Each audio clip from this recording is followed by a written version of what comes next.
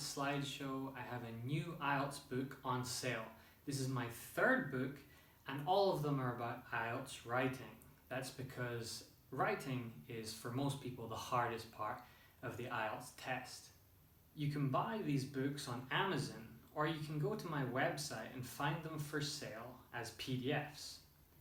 They're really cheap at just $2 each and packed full of good advice. Today though, I would like to talk to you about talking about IELTS. What I mean is actually talking about doing the exam. So online there are many places where people can get help preparing for their IELTS test. And I see so many IELTS candidates asking for help, but the language they use to describe the exam, or any exam, is actually not correct at all. So today I'm going to show you 4 mistakes that people often make when talking about IELTS. By far the most common mistake I see in all the Facebook groups and in all the emails I receive is someone saying 7-band or 5-band. We're not counting the number of bands we have. It's not 1, 2, 3, 4, 5 bands.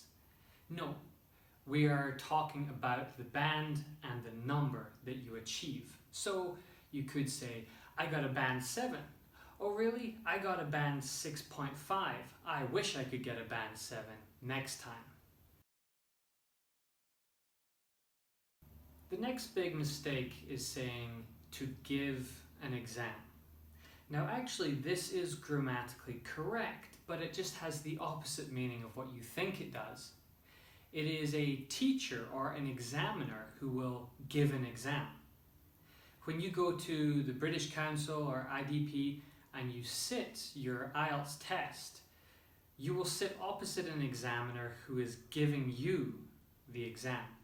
But you as the candidate are taking an exam. So you might say, I'm going to take my IELTS for the first time next week.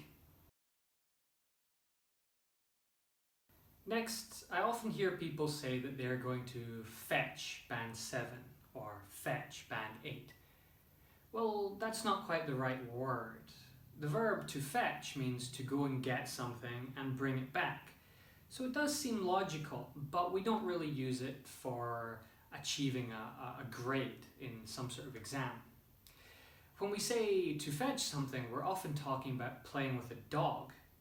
So the dog will run and fetch the ball and bring it back to you. When you're talking about IELTS band scores, you'd probably say to obtain a band 7. This is quite formal, and in more casual English you would say to get a band 7. So I got a band 7. What did you get? Oh, I obtained a band 8. The fourth and final correction for today is the word vocabulary, or actually the plural form. So when we use the word vocabulary, it refers to a big group of words. So usually I might say my vocabulary, referring to all the words I know, or IELTS vocabulary, referring to words you would need to know for IELTS. But we don't refer to the individual words as vocabularies. However, I often see IELTS candidates saying, I need to learn more vocabularies this weekend. Actually, we never make this word into its plural form. We always just say vocabulary. So I need to learn some more vocabulary, or you need to increase your vocabulary for IELTS. Right, thanks for listening. I hope this has been helpful for you. If it has, you can click the like button down below and subscribe for more videos. And don't forget to check out those 3 IELTS books that I mentioned earlier. I'll put a link down in the description. You can find them on Amazon, or you can also see them at my website, where you can buy them for just $2 each, or 3 for $5. What a deal. I'll see you next time.